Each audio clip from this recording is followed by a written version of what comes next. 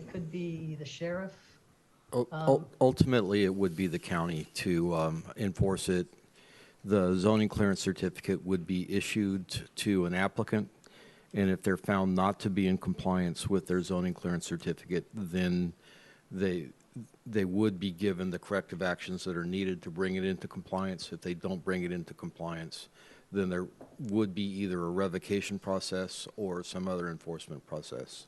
Because Arcata House Partnership this is what they do, and so we know that they're going to do a good job, but others may not be as professional, or, they provide social services. They have a full variety of program services that they provide, so they're the cream of the crop, but, others may not do as good a job, and so there needs to be an off-ramp if they don't, and especially when they're in residential areas. That's my concern more than anything else. So you're raising a really, really good point that we've struggled with, and that it's appropriate for the commission to struggle with, in terms of the fact that there are some limitations, as Ms. Milner mentioned, in terms of what the state allows us to regulate. So we're identifying areas where these could be permitted, and they're required to be permitted with a ministerial permit. It means somebody comes in, says, look, I comply with the law, and so give me a zoning clearance certificate, and then they're free to go. And so if you don't feel like there's sufficient restrictions in the area, or if there's not sufficient performance criteria, those are things that really we should absolutely be talking about. And want to make sure that you understand the rub that we kind of have trying to operate and implement the state law, because we can't just say no, and we can't make it discretionary. Go ahead, Noah, and then Mike. Oh, thanks. I have other comments, which I'm going to hold off until after we've heard public comment. But just on this discussion that we've just been having and the director's last comment, one of my questions was, I understand the balance that, you're trying to enable this to be principally permitted as a ministerial matter, but would it be possible for this ordinance to include provisions that under certain circumstances, or say in certain other zones that are not specified here, these activities could take place with a conditional use permit? Is that a mechanism that we could use? Michael, I'm going to defer to you on this. Yeah, and the answer is yes. The way that we've set up this particular ordinance is to identify an alternative for your planning commission, which would allow for these types of facilities on existing church sites. And that would be as a principally permitted use. And I understand that you're concerned about that because a lot of these churches are in residential areas. And so you may feel that that's not appropriate. But there is an allowance through our zoning ordinance for any church site to expand their facilities. And that would typically be done in a residential zone through a conditional use permit or a special permit process. And so that is an allowance for an existing church. If they wanted to formally set up one of these sites, they could seek a special permit for one of these facilities on their site through the expansion of a non-conforming use on their property. So, Michael, could you explain limitations relative to state law and shelter crisis regulations? Can we require discretionary permits for those, apart from the church? Yeah, what the state law requires is that we identify sites where emergency shelters are principally permitted, no discretionary permit required, and that the number of sites that we identified has to be sufficient in order to accommodate the need. And we believe that the commercial zones and the mixed use zones and the multifamily R3 zone, where they are principally permitted, meet the requirements of state law. There are other zones that would, with a conditional use permit, allow emergency shelters as well. And that's allowable under state law because we've already got enough sites that are allowed through a principally permitted structure. And so these other conditionally permitted allowances are kind of icing on the cake. Mike, you've been had. Yes, thanks, Chair. I have a couple of questions. I wanted to know from staff what a simplified version of what is the alternative 1 and alternative 2. What, in simple words, is the difference between those two alternatives? Yeah, I can quickly explain that. The alternative 1 is simply suggesting that if the Planning Commission so desires, they could recommend that the Board of Supervisors give themselves an allowance to extend the life of these zoning clearance certificates for these safe parking facilities. That alternative stands on its own, and it doesn't have any relation to alternative 2. Alternative 2 sets up an allowance, and this gets to something that Peggy was talking about, Commissioner O'Neill, earlier. It sets up an allowance for these facilities to be allowed as principally permitted on sites with an existing church. And so these alternatives are not related to each other. The first one is just extension of those zoning clearance certificates. And then the second one would just deal with existing churches, and it would be an extension of somewhat a large expansion of the potential sites that could be used for these facilities. So that brings me to part B on that same question. Alternative 1 is looks like it places a limit on the number of safe parking and safe shelter sites at 10. No, I'm sorry, that limit is not associated with the alternative language. The alternative is intended to be framed by that box that occurs on page 23, and there's another one that also occurs in the inland ordinance. The ordinance on page 23 is the coastal version of the ordinance. So there's a limit of 10 sites with this? That's right. There's a limit of 10 sites, and that's intended to be countywide. Countywide. And is that for only county-owned land or leased? No, this would allow facilities on privately held land.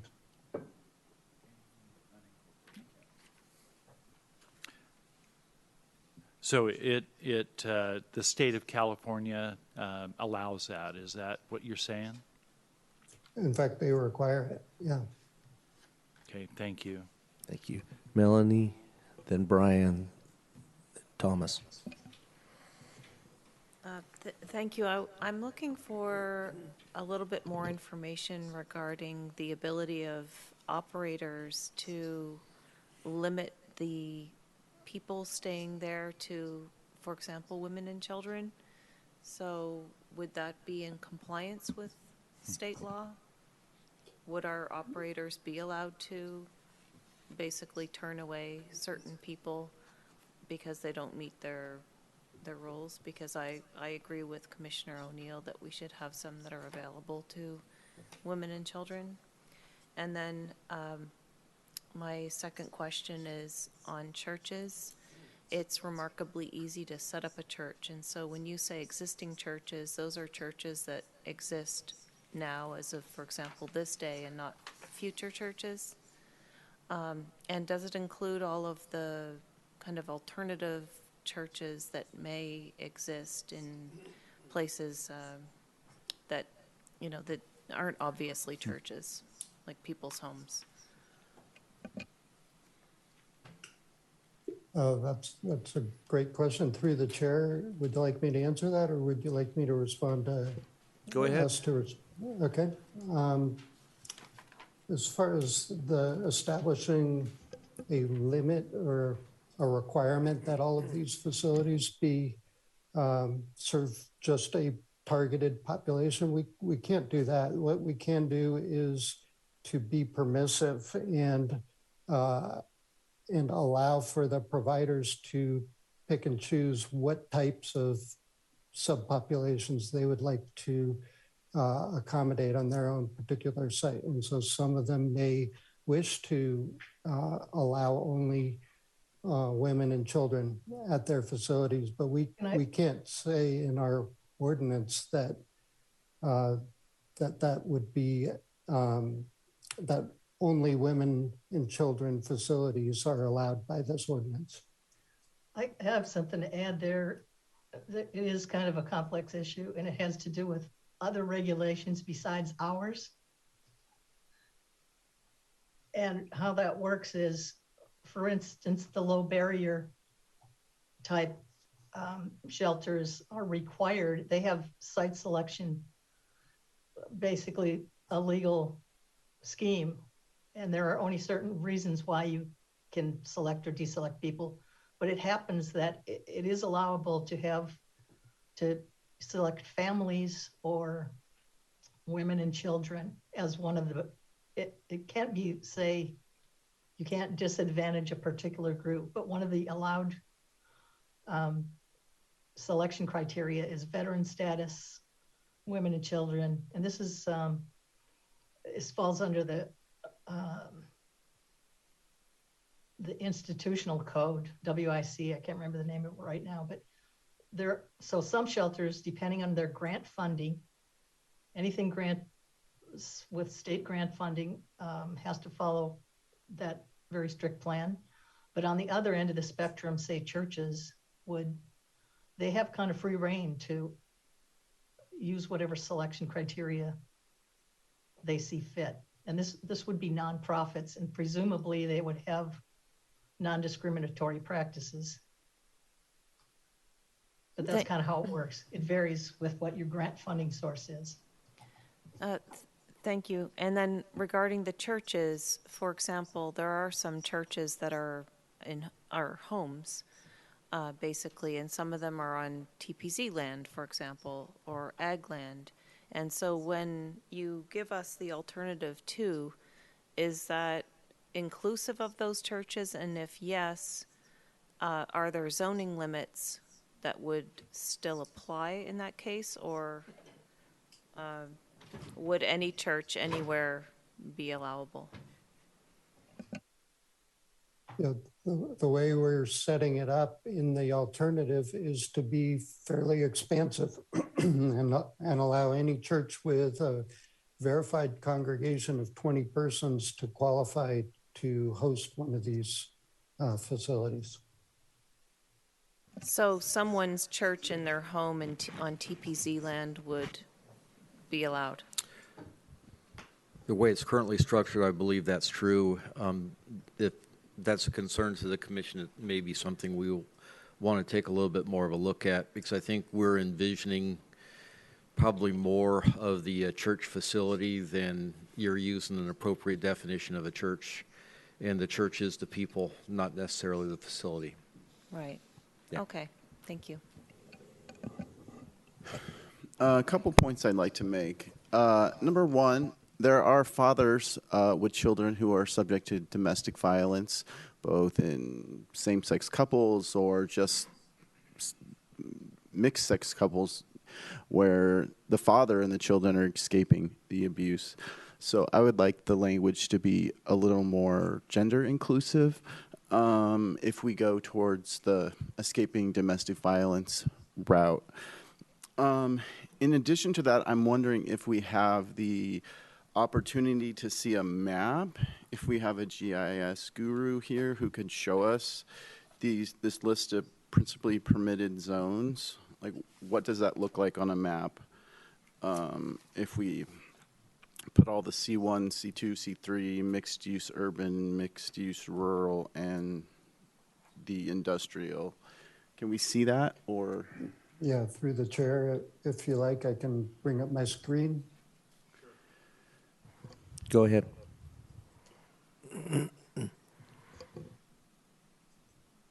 Okay, this is showing our web GIS, and the parcels that have a green shading are identified as parcels that right now principally permit emergency shelters. Michael, why don't you describe where that's at? And so this is in McKinleyville.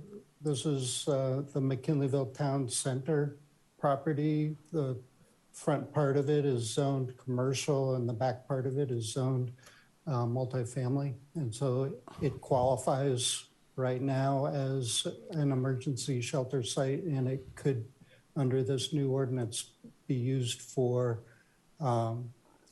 safe parking facilities. And so you'll see a lot of McKinleyville along the Central Avenue corridor is zoned commercial. And so there are many, many sites in McKinleyville that would accommodate that, these new facilities. There's also commercial zoning, basically in areas that have public water and sewer. Willow Creek is an exception. They don't have any sewer. They do have public water, but there are commercial zones in Willow Creek, and then Eureka, obviously, outside of Eureka, Redway, Garberville. There's a couple of sites in Weot, and along the Avenue of the Giants is another place where you might see these developed. Well, if I can just add a comment to that, you know, last time I looked, McKinleyville held approximately 65 to 70% of the available land available for low-income housing development. And I know they're trying to catch up with being able to provide services, but still Eureka is the place where most of the Health and Human Services offices locate their services. And so I'm wondering, could we potentially place within that limitation of 10, like by community, we're not going to end up with 9 in McKinleyville and 1 in Southern Humboldt. I mean, not only is that potentially have significant impacts on that one community, but also, like we saw on the map, this problem is widespread, and so we need to make sure that there are opportunities throughout the county and not just solely in McKinleyville. I agree, and I feel like, I don't know, I live in McKinleyville, maybe I have a conflict here, and I'm not against homeless housing. That's what I do for a living, but it looks like you're just going to pick on one area and say, hey, everybody, let's move out of Eureka, head to McKinleyville. And I don't feel like the services are there to support. So I think there should be sites all over the county and not so many in one area. And I don't know if the whole community of McKinleyville has looked at that map and agrees. So this is for staff. Under alternative 2, I see that their existing church with a minimum verified congregation of 20 persons. I'm really curious of what that verification process is. Is it 20 persons that just signed up? Is it 20 persons that have been there for 12 months, at least 12 months? And then also, what is the definition of existing? Because in the county, I've seen some, places that were churches that it would be really sad for someone to use that clause of 20 persons and then have, devalue private landowners in residential neighborhoods. Yeah, thanks. Michael, if I don't get this entirely right, please add in. But I think the very things that you're identifying as being concerned is what this is trying to address. And maybe this isn't the right mix of words quite yet, but the concern is that churches by mission feel this obligation. So we don't want to regulate them out of doing something they feel called to do. On the other hand, we don't want people to take advantage of the title church and do something where, maybe it would be a detriment to the community. And so what we're trying to grapple with is what is a functioning community of a church that would want to sponsor such a thing. And maybe this isn't the right definition of it, but that's really what we're trying to grapple with. I think if we just really understood what verification meant and what those terms existing meant, I think it would help get to a clear consensus. In my mind, I would think that would be something somewhere around like a year of 20 people or more congregating. I think that would be fair. That's just off the top of my head, but if we hone in on those definitions, I think I would be in support of that. All right. Let's try and get the public input and then come back. Remember those people? We've been going pretty long on this. So let's open this up for public comment and we're going to hold it to the 3 minutes. Raise your hand, please. The first one is Tanya Horlick. Go ahead, Tanya. *6. Oh, thank you. I'm on Zoom. Can you hear me? Yes. Oh, right. Well, thank you all for honoring our community by holding this discussion. I'm really impressed with the work of the County Planning Department. And I just have one question. I'm wondering why, I must have missed it. I'm sorry, it's a clarification question. Why is this limited to, did I hear 10 sites in the entire county? Because I asked this question because, like, if I was driving down a road and the road is a public service for all entities that are crossing and traveling, we don't limit how many cars go down that road.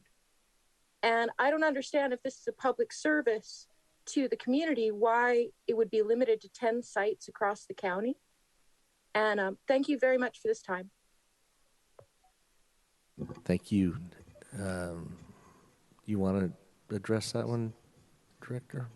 I don't see any other. Perhaps you could take all the public comment. We'll come back. I would, but there's no other hands up, so that's... So one of the things that in this conversation I wanted to remind the commission of, first I'll answer the question directly. 10 is perhaps an arbitrary number, but this is also a pilot program for 18 months. It's really, let's see what can happen. Let's see what the interest is. Let's see whether or not this set of regulations work. And so it is intended to be kind of at a smaller scale, a manageable scale, to allow us to have this test. And then if we need to modify the regulations, create a better distribution, do something differently in the next iteration, it allows us to go in that direction. All right. Thank you, Director.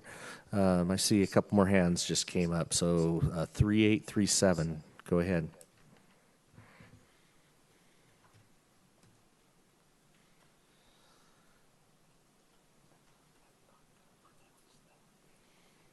Hello, can you hear me?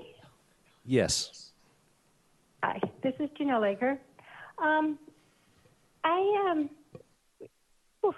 There's a lot to this. It's a big issue. Thank you it's wonderful to hear so much interest. I also am concerned about the number of sites and the limited number of participants. You heard about how many homeless there are, and 10 sites by the number of occupants doesn't even come close. I also want to address some of the concerns about having this here or having that there.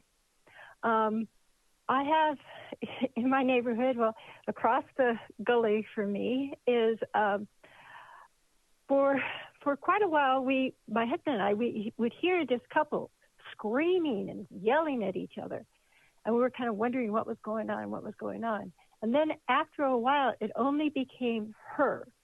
And I think what was happening is that she is more easily agitated. And she yells and screams.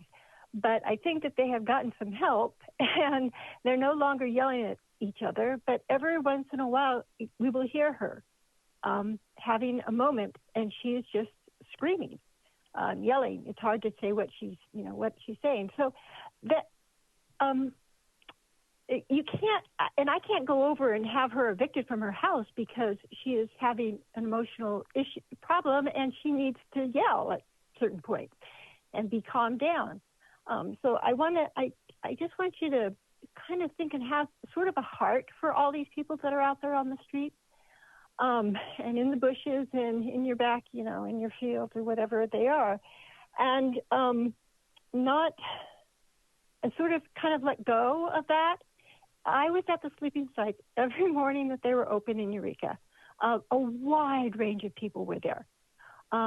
It wasn't limited to, by gender. It wasn't limited by income. It wasn't limited by whether or not you had Betty Chins and then came there. It wasn't limited in any way. It was just a place to sleep at that point, And this is so wonderful to open a place where people can actually. That's actually part of my 30 problem. seconds. Is some of these are just sleeping sites, and people need a place to live. And am I out of time? Sorry. And so I would encourage you to open up your mind and think about these in terms of places to live rather than these sleeping sites. I realize there's a lot of rules and regulations you need to deal with, but I think some of those can be worked around. Thank you. Thank you. Next caller is Sarah.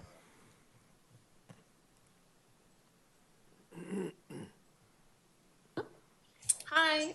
Hi. First, I want to start off by thanking staff. I think what's proposed is making steps in the right direction, and I really appreciate how much time and thought was put into all of the outreach to community members working on this issue, and I just really appreciate all of the details and time that went into this proposal. I also want to say outright, I support this proposal.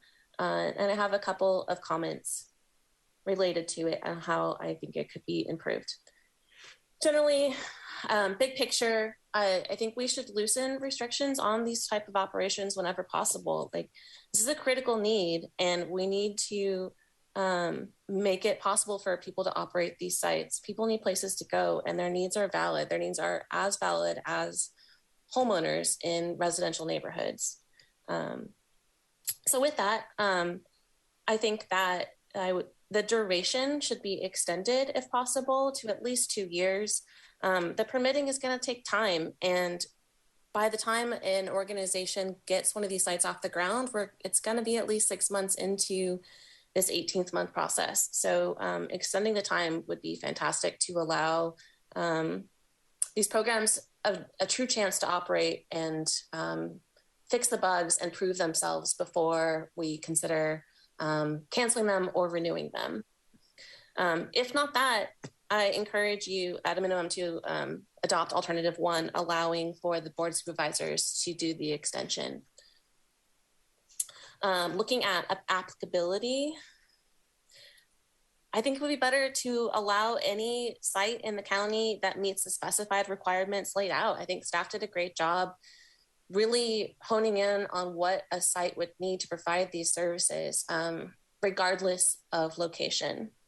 But barring that, I think that adopting alternative 2, which includes existing churches, and personally, if a church is a church, it doesn't really matter how many members it has. If they want to provide those services, they should be able to. I don't think we're going to see many cases of a residential house in a TPZ zone providing these services. It's going to be facilities. 30 seconds. Okay, thank you. And then finally, the number of sites. I want to echo the previous commenters that 10 sites is not a lot, particularly considering the need. If you look at like 10 sites, and I think it was 15 to 20